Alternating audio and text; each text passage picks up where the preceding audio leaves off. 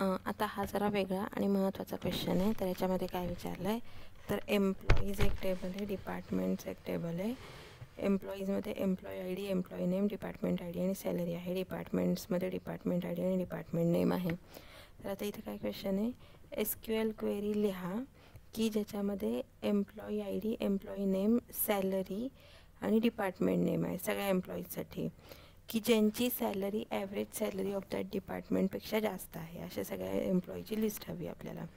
Okay, तर आता इथं आपण काय केलं, सिलेक्ट काय सिलेक्ट करायला सांगितलं आहे, एम्प्लॉई आय डी एम्प्लॉईज या टेबलमधनं, एम्प्लॉई नेम एम्प्लॉईज या टेबलमधनं, सॅलरी एम्प्लॉईज या टेबलमधनं आणि डिपार्टमेंट नेम डिपार्टमेंट्स या टेबलमधनं. म्हणून आपण हे लिहिलं, E dot employee I D, E dot department employee name, E dot salary आणि डी डॉट डिपार्टमेंट नेम लिहिलं. From employees E join departments D. Employees E वर डिपार्टमेंट्स डी जॉईन करायला सांगितलं. कुठल्या बेसिसवर जॉईन होईल, तर on E dot department I D is equal to D dot department I D. Okay, इथपर्यंतचं तर पार्ट इझी आहे, क्लिअर आहे. आता जिथं एम्प्लॉईची सॅलरी ही greater than average salary of that department आहे. आता ॲव्हरेज सॅलरी ऑफ डिपार्टमेंट काढणं जरा क्रिटिकल आहे, की जिथं ई डॉट सॅलरी, जिथं ई डॉट सॅलरी अशा सॅलरी दाखवू की जिथं E dot salary is greater than employee salary आहे. तर आता इथं आपण काय केलं, सब क्वेरी वापरली. इथं आपण काय करणार आहेत, सब क्वेरी वापरणार आहेत. तर select average E2 dot salary. आता हे E2 काय आहे, तर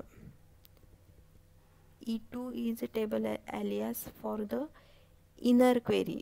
ई इज आउटर क्वेरी. जिथं ई वापरतो तिथं आपण आउटर क्वेरी रेफर करतो आणि जिथं E2 वापरतो तिथं इनर क्वेरी वापरतो. E2 dot salary E2 inner query. Inner क्वेरीमध्ये काय आहे, select average salary from employees E2. एम्प्लॉईजमधली ॲव्हरेज सॅलरी काढ, फक्त सिलेक्ट कर. फक्त एम्प्लॉईजमधली ॲव्हरेज सॅलरी सिलेक्ट कर. कुठल्या एम्प्लॉईजमधली, तर जिथं E2 डिपार्टमेंट आय डी, जिथं इनर क्वेरीचा जे डिपार्टमेंट आय डी आहे तो आउटर क्वेरीचा डिपार्टमेंट आय डी असेल. जो इनर क्वेरीचा डिपार्टमेंट आय डी आहे तोच आउटर क्वेरीचा डिपार्टमेंट आय डी असेल. अशा डिपार्टमेंटची ॲव्हरेज सॅलरी काढ.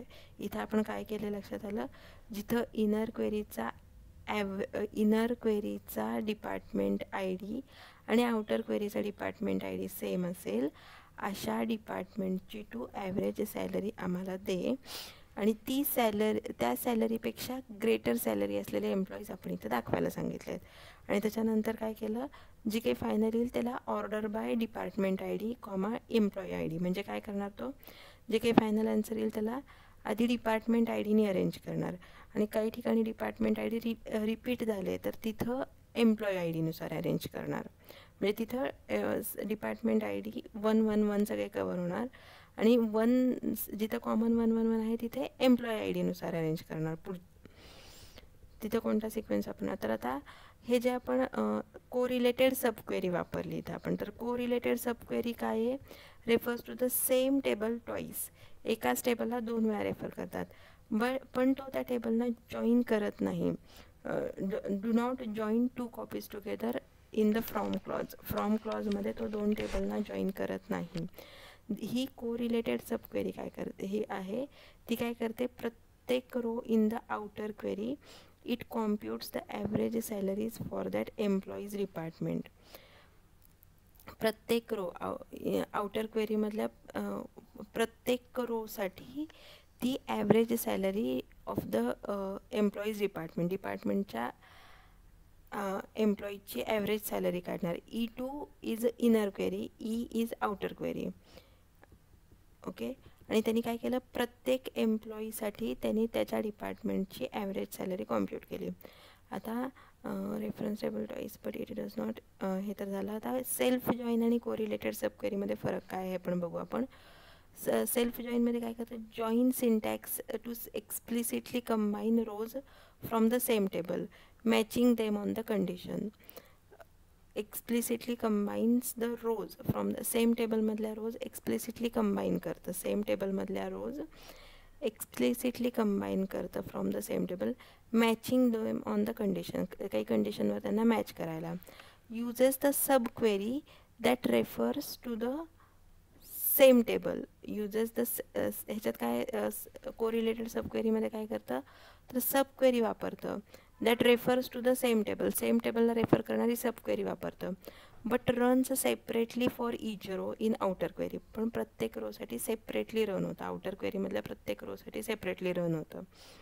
Comparing each employee's salary to the average salary to their departments. आणि याचं काय तर finding pair of employees in the same department, ह्याच्यासाठी सेल्फ जॉईन वापरतात.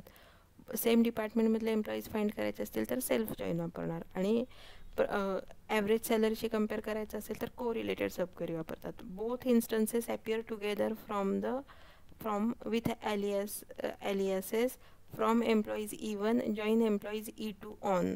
आणि नंतर employees only appears inside the sub query select, sub query सिलेक्टमध्ये फक्त ॲपियर होतं ते. ओके, क्लिअर आहे. हे खूप वेगळा आणि महत्त्वाचं आहे. इथं कोरिलेटेड सब क्वेरी वापरली आहे आणि प्रत्येक वेळेस म्हणजे इथं काय केलं आहे आपण तर कोरिलेटेड सब क्वेरी वापरली आहे. कशासाठी तर कोरिलेटेड सब क्वेरी प्रत्येक एम्प्लॉईच्या वेळेस प्रत्येक एम्प्लॉईचा रेकॉर्ड चेक करताना